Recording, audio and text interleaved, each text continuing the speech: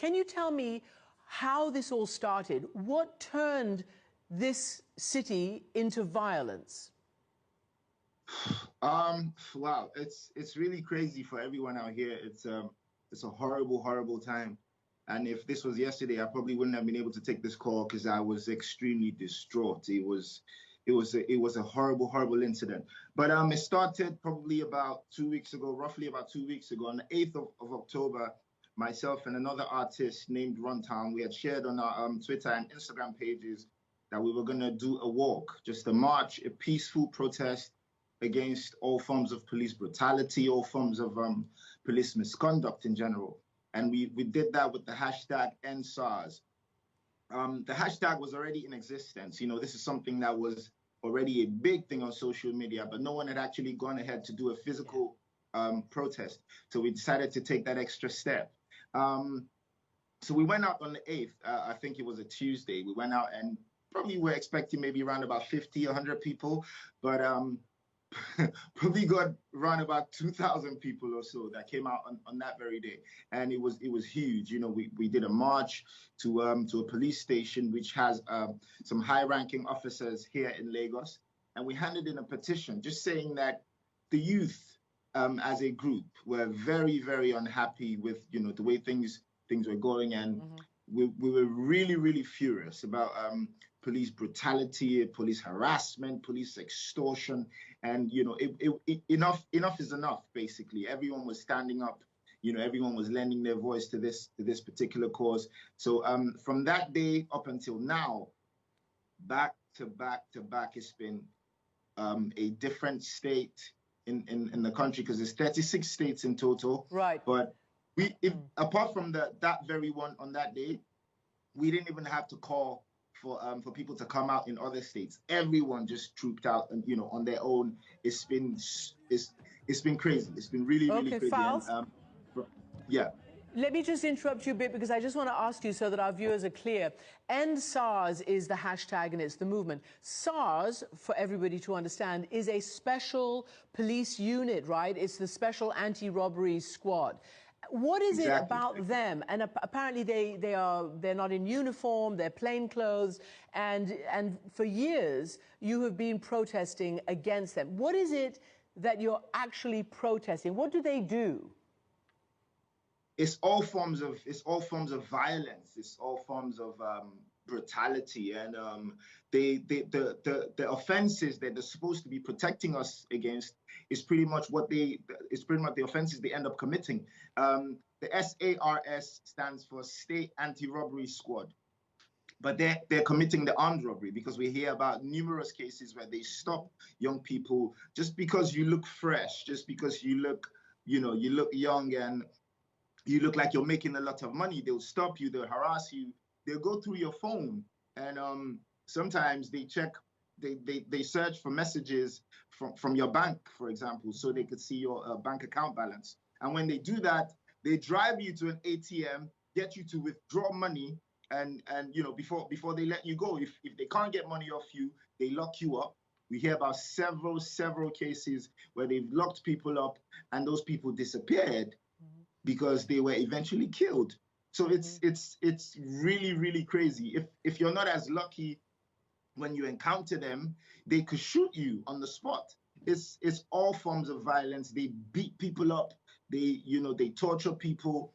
They murder. They commit armed robbery. It's everything. It's everything. And there have been so many cases. Let me just ask you a question. Let me ask you a question, because you're right. This has been going on since about 2017. Now, as you know, the state governor in Lagos has denied that there were any deaths, although despite video, despite Amnesty International and eyewitnesses, the Nigerian military, or at least a wing of it, the army has said it's fake news, and they don't believe it. But here's what your president has said, because to an extent he says that he's heard you, and these forces should have been off the street, he says. Can we just play a little bit from his speech? The disbanding of SARS is only the first step in our commitment to extensive police reform in order to ensure that the primary duty of the police and other law enforcement agencies remains the protection of lives. 𝗙ls, what do you make of that, and how much stock do you put in the pledges for police reform? It's infuriating. It's annoying. It's frustrating, and I think that's exactly how everyone's feeling, because they've been reforming the police for the longest time, but we've never actually seen actual action. And they said, I was about to say, since 2017, they've been announcing that the SARS unit has been disbanded. They announced in 2017, announced in 2018, announced in 2019, now in 2020. After we started these protests, they announced again, and in the same breath, announced that they were replacing that unit with a new unit called the Special Weapons and Tactics Unit. And it's just, they just think we're stupid, because you're literally just renaming this unit and expecting us to say, oh, yeah, wow, that's great. Can I ask you something? It's insensitive. I want to ask you what you're demanding, but first I want to ask you, because you alluded to, the stressful situation and a lack of safety. There are a lot of young people who we've reached out to, a lot of people who are very upset and very, like you, but didn't want to appear on camera because they're afraid for their lives. Are you afraid for your own safety?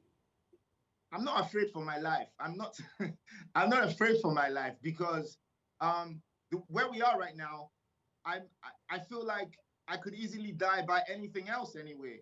Like there's a sheer, man, I don't even know where to start from.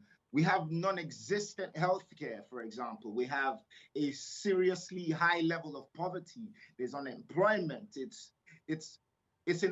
We're in a critical state because of how much corruption and just mismanagement of funds that we continue to see on a daily basis. So if I don't come out to sort of complain about the state of things, I could sit down and I could have an accident on my way to work or something, and I could die as a result of that, because the state of the healthcare is nothing to write home about. We don't even have proper hospitals. Our hospitals aren't well equipped. People have to travel abroad to get proper healthcare, and every Nigerian, and we keep on saying this, every single Nigerian is one sickness away from passing away. So what kind of life am I living anyway? Like, why should I be afraid of dying? I'm gonna die anyway, so what's the point? 𝗙ls, let me ask you, because some of the things you're saying resonate quite strongly with what's happening in the United States, certainly the racial uprising for justice, and obviously the need for equal health care and the like. And it's playing very heavily into the presidential election right now. I guess I want to ask you whether you feel a sense of solidarity coming from the US and other places where politicians, government leaders, and singers, artists, rap artists are basically, saying that they're supporting you. Do you feel a sense of solidarity? In a way, yeah, and but I feel more. It's more depressing to think about what we're going through, because the whole Black Lives Matter movement happened in the United States, and that's a more complicated issue, with racism and all that stuff. But out here, it's Black people doing the same thing to their brothers. It's us on us violence. It's even more depressing to think about. So it's a really, really terrible state that we're in right now. And there was a horrible massacre that went on Tuesday, and as a result, everywhere is up in flames. There's looting, there's shooting, it's a chaotic state right now. I don't even know where we're going from here. And 𝗙ls, we always have to remind everybody, you're talking about the biggest city in Africa, it's Nigeria's commercial capital, and this is a very rich country. It's had a hugely significant economy. Do you think the government will pay attention, and what precisely are you demanding to end this situation now? The government has to pay attention. All we're asking for is not to be killed. All we're asking for is not to be extorted. All we're asking for is not to be robbed by the officers that are supposed to be protecting our lives and property. All we're asking for is not to be raped. all we're asking for is not to be beaten up. I don't think it's too much to ask. There's so much evil that these officers are perpetrating, you know, under the police, in the police uniform. And all we're asking is that this stops. We've continued to protest against this for about 2 weeks straight, and the government has just continued to drag its feet. They're not really giving any real response to what we're complaining about, and it's very, very worrying to think about. Falz, thank you very much indeed. Thanks for giving us an update, and we understand, you know, the president is talking to the nation. We'll see whether he delivers on any of his promises. Falz, thanks for joining us from Lagos. Thank you.